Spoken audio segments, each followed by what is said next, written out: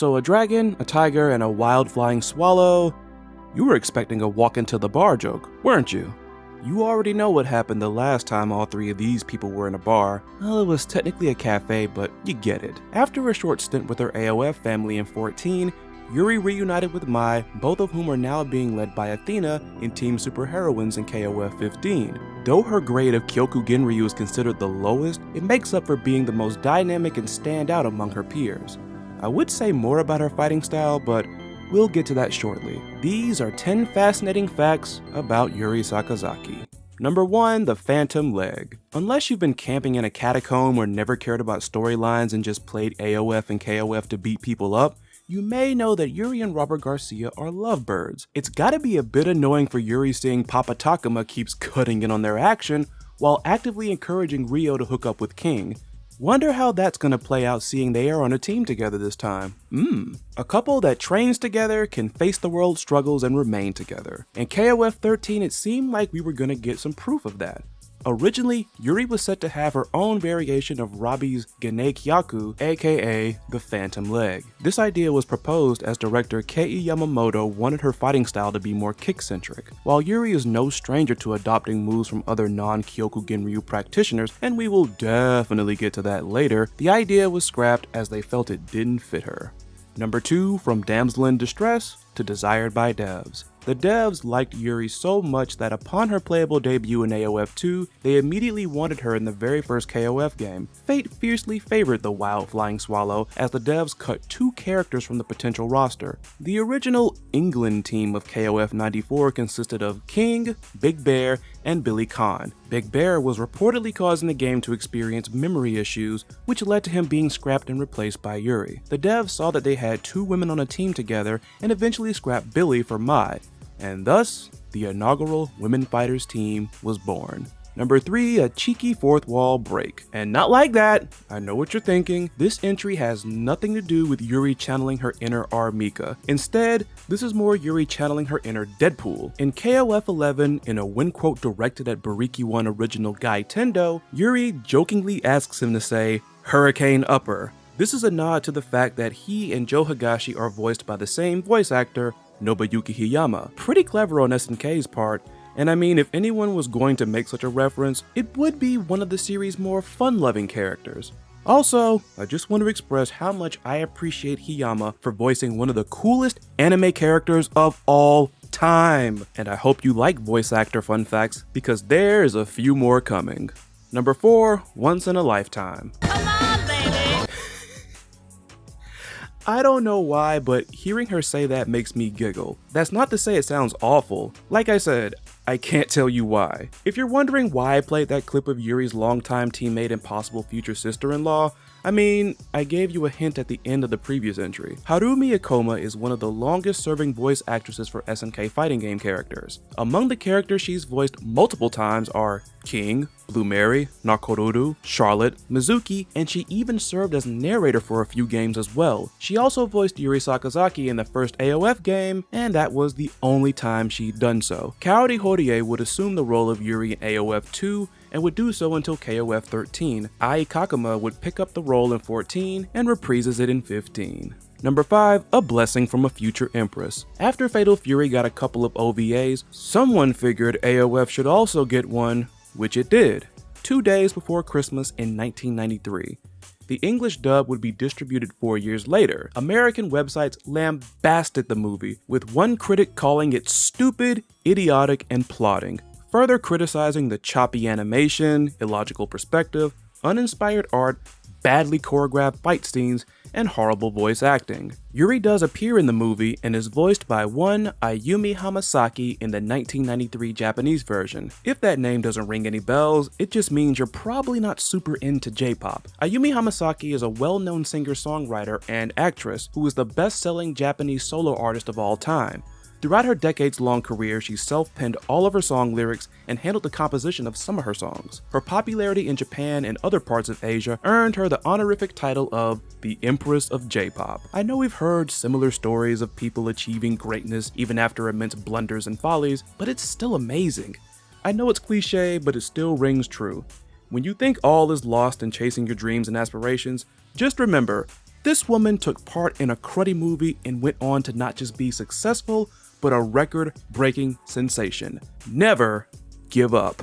Number 6, less than stellar replacements. The KOF dev team saw Yuri's playable debut in AOF 2 and instantly wanted her in their game.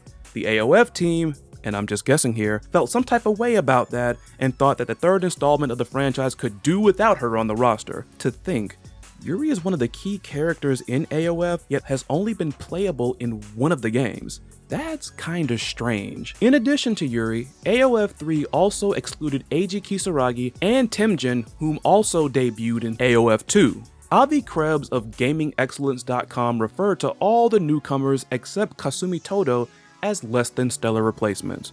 Bonus fact, one of said replacements was a character named Sinclair, whose only playable appearance to date was in AOF 3. The person that voiced her is also the same person that voiced Yuri Sakazaki in the games only once, Harumi Koma. In a more interesting scenario, the Fighters Generation website gave AOF 3 a score of 7.8 out of 10. Despite a decent rating, the review also cites the new generation roster as its largest downside. The final words section stated that, "Personally, I'd rather go back to AOF or AOF 2 for the character rosters and nostalgia alone. AOF 3's roster really doesn't define what the series is all about and feels pretty barren at times." Number 7, clapping back at Capcom. Most of you are likely familiar with the whole Dan Hibiki story. Capcom saw SNK debut Ryo and thought of him as a ripoff of Ryu and Ken. They responded by creating Dan as a parody of Ryo and Robert. End of story. At least that's what some people would want you to think. Yuri apparently saw the Psycho-style simpleton mocking her lover and brother and thought, "Oh, that's how it's gonna be?" In KOF 96, which was released a year after Dan's debut, Yuri debuted the Yuri Cho Mawashi Geri, which was lifted from Street Fighter's Sakura. Throughout many more KOF games, Yuri would continue to adopt and parody many more moves from both SNK and Capcom characters. Like many long-standing rivalries, it didn't end there. Number 8, Sister Sister. A year after the release of KOF 96, Capcom released a crossover of their own, Marvel Superheroes vs. Street Fighter. While the Marvel side expanded just beyond the X-Men they had in the previous MVC game, the Street Fighter cast continued to solely rep for Capcom. This would include the King of the Strongest Style. In Dan's very own ending, we see a hysterical image of him about to deliver a final blow to a defeated Cyber Akuma. A woman simply referred to as Sister begs Dan to stop before informing him that Akuma is, and then the ending cuts off. Sound familiar? While the ending was a blatant swipe at AOF, an additional swipe at the franchise came in the form of Sister, whose name is Yuriko. Do you get it? Because Capcom thought Ryo sounded too much like Ryu, so they gave their Ryo parody a sister who looks like Yuri and has a similar name. Then on top of that, they were both born December 7th, have the same blood type, both like cake, and both play softball. Number 9, the other time she got kidnapped. Yep.